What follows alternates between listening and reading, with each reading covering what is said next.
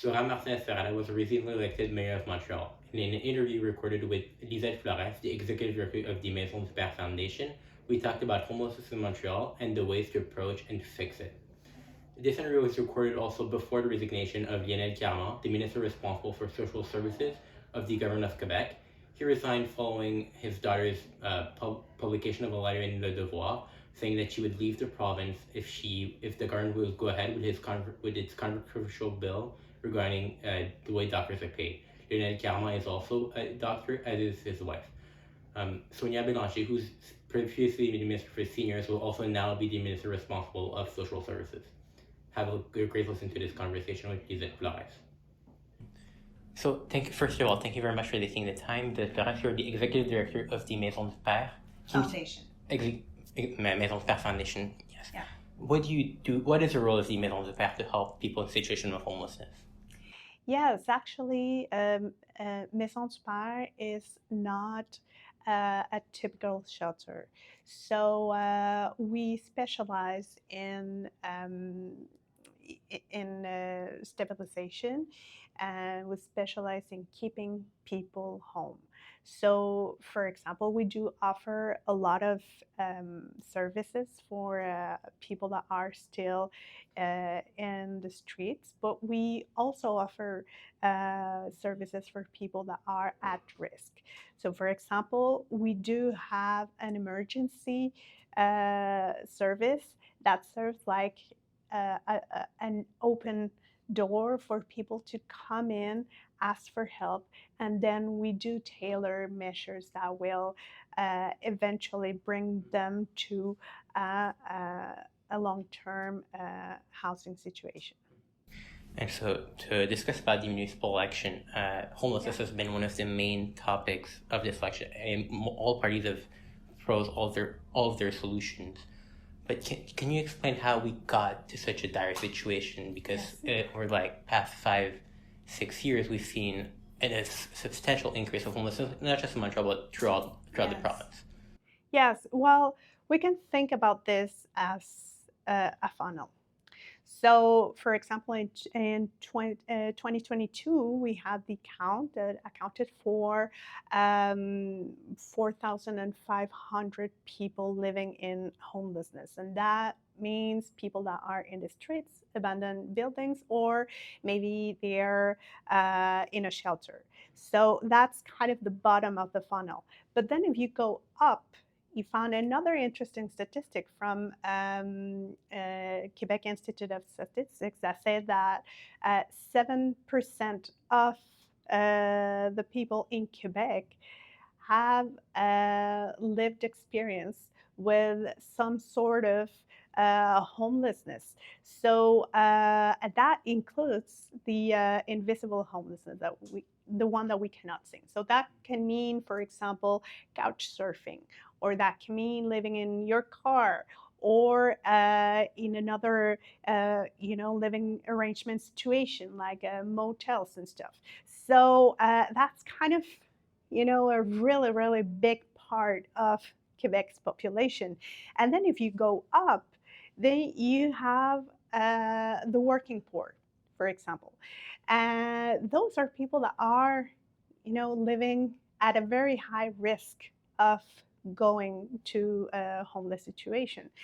And to that, we add up all of those circumstantial triggers to homelessness, like, for example, a job loss, someone that is diagnosed with a chronic illness, separation, also divorce. We find, people that are already struggling day to day, but then they have to face, a very difficult situation. And right now, the number one trigger to homelessness is the loss of your home. So if you see, the funnel is then, it's very, very wide of people at risk. And the more the people struggle, the more the economic system puts a strain on people's lives. Well, the more people that fall into this. Mhm. And so you talked about this funnel. Let's start at the bottom of the funnel, as you put it, kind of the visible homelessness part. A lot of things that gets a lot of attention in this campaign is the encampments. Some parties said we're going to dismantle them. Some they're going to say we have to keep them. Some have offered to build modular housing. In your opinion, from what you see with people you work with, what would be the best solutions to help people on the street?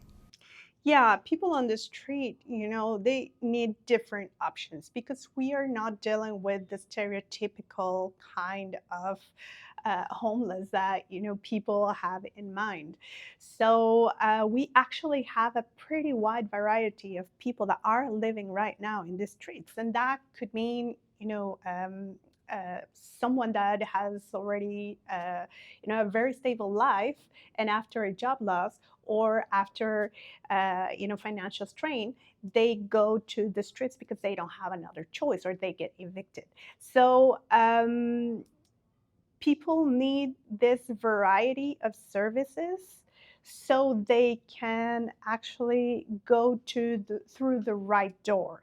For example, the people that have been living in chronic homelessness, they need a lot more support, like psychological, social support, in order to gain autonomy back to stability.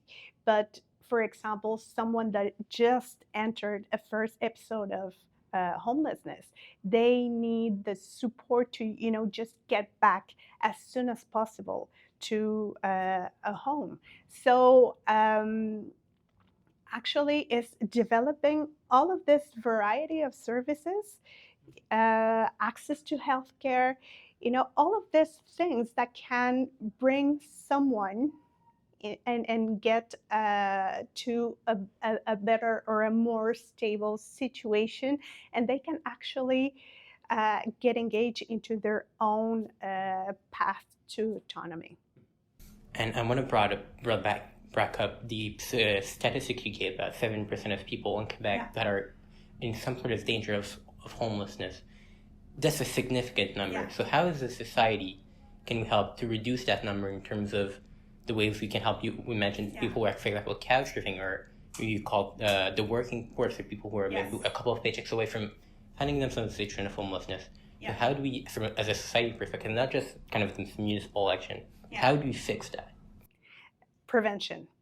I mean, that's the most effective way, and that's the shield to homelessness, because when you have someone that is at a very high risk of being evicted or losing their home, they are not going to go to the next shelter to get some help, because that's not the adequate aid for them.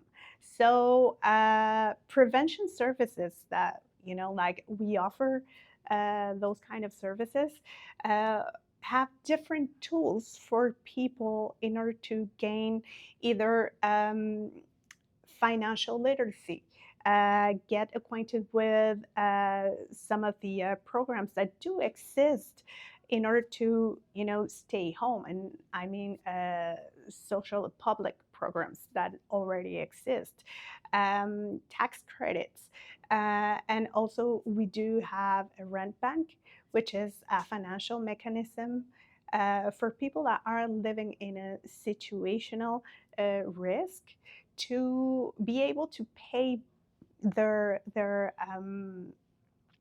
debts to the landlord and being able to stay home. We work also with a lot of different partners in order for them to gain, subsidies and other kinds of tools that we use in order to keep people where they best served, which is home. And so let's just come back to this municipal election. So all the parties have obviously put out platforms. For example, the two major parties, Projet Montréal, have said they want to end homelessness either by the end of their first term or by 2030. Is that something you see as a realistic objective, or is it something that you see as a more of a utopic scenario? It depends. It depends on the measures and how we get there, because it's not about an objective in time. It's more about the ways we are going to take to get there. So, for example, um, I really want to acknowledge that for the first time, all of the candidates, they do agree that homelessness is the number one issue for Montrealers. So that's great. And also they are, making all of these promises about helping some of the stellar projects from other organizations, and for us is the rent bank, the prevention. So if we do focus on prevention, in order to, just close and shut the door for people that are, falling down to homelessness, and if we also work with a collective intelligence, with a strategic, focused approach to homelessness, and being able to be at the same table, not only community services, but also health services, and also all levels of government and citizens. I think that we can actually get to a very ambitious um, objective. But it's not one solution fits all. It goes through a very, very diversified set of measures and solutions in order to target, all of the very, very complex and unique cases that are out there. Yeah, you said it's not one solution, and obviously Yeah. to reach those very ambitious goals, you're going to need help. Municipal governments are going to need help Yes. from the provincial and the federal Exactly. governments. Yes. What can these levels of government do to support the cities? Not just Montreal, but homelessness has been a problem throughout. We've seen it go up a lot on the South Shore in Laval in Quebec City. Yes. So, what can the other levels of government do to support the municipalities in fighting homelessness? All levels of government. First, they have to um, be sitting at the same table at the same time, looking at the same data. So after that, I mean, there are so many different possibilities. Like, for example, if we are talking about building adapted resources and adapted housing, there are so many levels of regulation. Of regulation. There are so many levels of legal constraints. So, actually, how can we make sure that all of this administrative and legal constraints get to the level that we need in order to develop as fast and as effective as possible? So for them, that I think that would be, the best possible way, if we can all sit together and analyze what are the obstacles that are impeding us for uh, building, and not only building, but also giving the services that go along with housing. So you were talking about all levels of government sitting together at the same table, looking at the same data. Yeah. Is it something in your opinion, that's actually happening right now, or is there kind of a discordance in terms of the measures from all levels of government? Yeah, actually, this is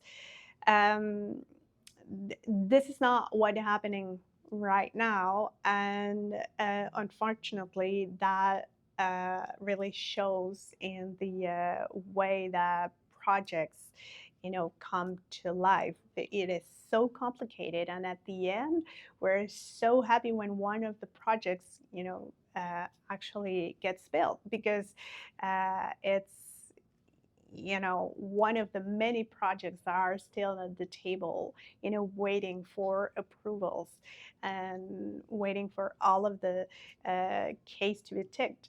So yeah, we would like for it to be, sped up and being more efficient. So you were talking a bit earlier Yeah. about the rent bank, for example, as one of the measures, which is a measure to help people who are kind of this invisible homelessness situation or Yes. very close to falling into it. And there are many students who Yeah. are in those kind of scenarios where they might be Yeah. one paycheck away from not being able to pay their rent. So how would a solution like this help them to kind of stabilize their financial situation? Yes, actually, the rent bank specializes in situational triggers to homelessness. And for example, in a very concrete way, someone that wants to benefit from this measure, can call our team and see if they're if they can use this because for example if you say well right now I'm in between jobs, I just lost my job, I don't know if I'm going to be able to pay the rent for the next 3 months, and I already have like a month or two behind, and our people will work with you in order to make sure that the debt is paid and that you can actually go and have the time to find your job and and all of that also with the support of the team that's going to look well, actually maybe your apartment is you know uh, too too pricey. So maybe have you thought about this? Have you thought about other measures that exist? Can we subsidize this apartment if this is the one that's more convenient for you because it's next to university, next to your job, and can we actually find ways that you know you staying in that apartment is sustainable? So it's not only about paying the debt, but it's also about finding ways of keeping people at home. And then we work a payment agreement. So people that get their debt paid whenever they get in a more stable situation, they pay back that money to the organization, and this makes a fund that gets to help other people out also. And what we are finding out is that people are very happy to contribute because if they benefited, they want to give back to society. So yeah, that can be one of the ways that can give you a breather, and have this bridge between a very very difficult situation and get also the help that you need with all of the possibilities that exist and maybe you're not aware of. And so another thing is you talked earlier about prevention, Yeah. and what many parties have talked about is building a lot of housing that would be accessible for people to at a lower rent, so affordable Yeah. housing.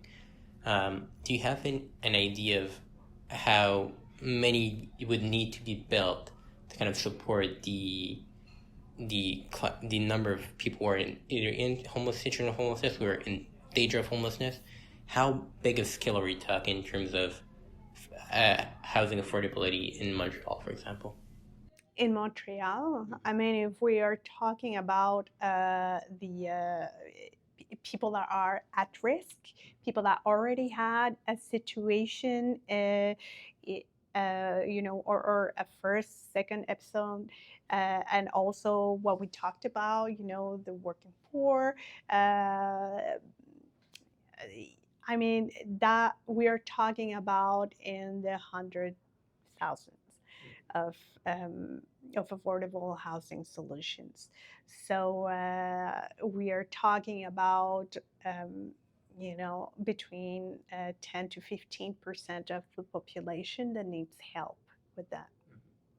And so we talked about prevention, and from what I understand, once people find themselves in an episode of homelessness, it's once you're there, that's when it's very hard to kind of get out of that situation. Exactly. There's when you're at more risk of getting in a kind of sustained situation or a longer period where you're homeless.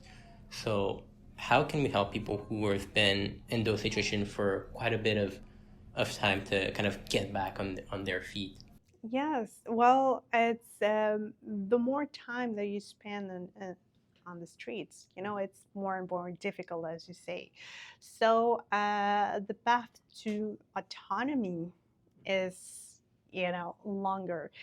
So we're looking at, a 1 to 2 years path, in order to gain, the your home stability.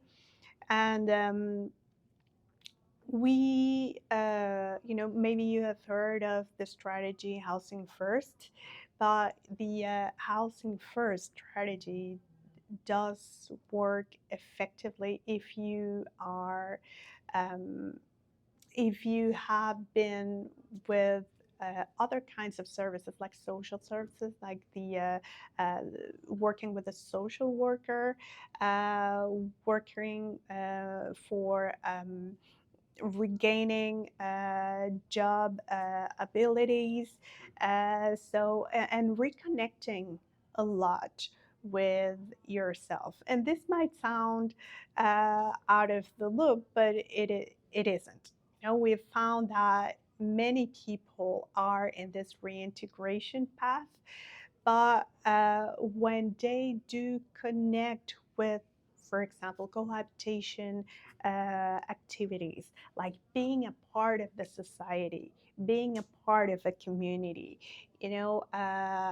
getting to participate in small gatherings with neighbors, getting to participate in um, sport tournaments, and teams, getting to participate in art and culture. They reconnect with that part of themselves that was lost during uh, all of this path. So we do have lots of programs with um, other partners. And for example, we have a soccer team, we have a hockey team, we have people that reconnect with music or art, and that gives them a sense of self esteem and the value that they need and the courage they need to go forward in their paths. And also to say that, well, you know what, I have lots of things to offer to this community. I can participate in this. I can offer my help. We do have people, for example, that are living in another adapted facility. Uh, they do participate in community efforts. For example, taking out the snow out of commerce doors, and they would have like hockey Canadian screenings, and they invite people. They participate in barbecues. So it's yes, housing is essential and it's a human right, but being a part of the community is what makes you stick to the community and stay home. You were talking about kind of belonging in a community, and I wanted to ask you, talked about sports team, and I wanted to ask you about the Homeless World Cup, Yes. which took place last month in Oslo, Norway. You had people which you helped here, which ended up going to the Homeless World Cup in Norway. Exactly. So how can these initiatives are these initiatives which are kind of very concrete, objective people, kind of help them motivate and like focus in terms of getting back on their feet. Yes, exactly. So what happened was, really amazing. They first of all they got to enroll in a program that consistently took them to train once a week. So that's a big engagement. I don't know, but even for people that we have a 9 to 5 job, just engaging in a sports activity, once a week for a long period of time with an objective, it's very difficult. So you can imagine, like, like kind of the effort needed for this. And once the three people that went to Norway were selected, they didn't have this homeless written, in their face. They had other things that were associated to them, like, you make part of the Canadian team. You're a soccer player. You're going to play at the international level. So that's like self-esteem building. And after that, all of the attention that was, a positive attention, Yeah. They we always talk about homelessness in a very negative way. We talk about this as, the issue that it is, because, we have to talk about that also, the challenges, but then, you know, talking about this in a positive way, that, homelessness is not um, is not what defines you. It might be a small part of your life, but this does not define you. And afterwards, y- you know, being able to say that, you participated in this big effort, seeing all of the support that they had. They brought back with them that and applied them to their own paths. So, they found a place to live in, they found jobs, and, when they talk to people, yeah, they do talk about, what's all of the hardships of being homeless, but they also talk about this very, very positive experience that they had. Yeah, and just to conclude, as we're recording this, the municipal election is in a few days. It's this weekend. So, whoever is elected as mayor of Montreal, and city council, what would be your one message to them? What would you like them to do to help people in situation of homelessness? Yes, actually, we would like to see a city that's acting as the leader, the steward of all of the collective intelligence that is out there, because we do have community organizations, citizens, and people that are uh, engaged in the situation. So we want for everybody to be seated at the table and tackle this together in a very strategic manner. Uh, we want recognition of the prevention as the most strategic and effective ways of dealing with homelessness. And we also want to um, encourage cohabitation activities. So, actually, this way of seeing social reintegration as a positive, and this homeless situation touches all of us in the community. So it's all of us that need to also engage in the solutions. And so, Lizette Flores, you're the executive director of the Maison du Père Foundation. Thank you very much for your time. Thank you.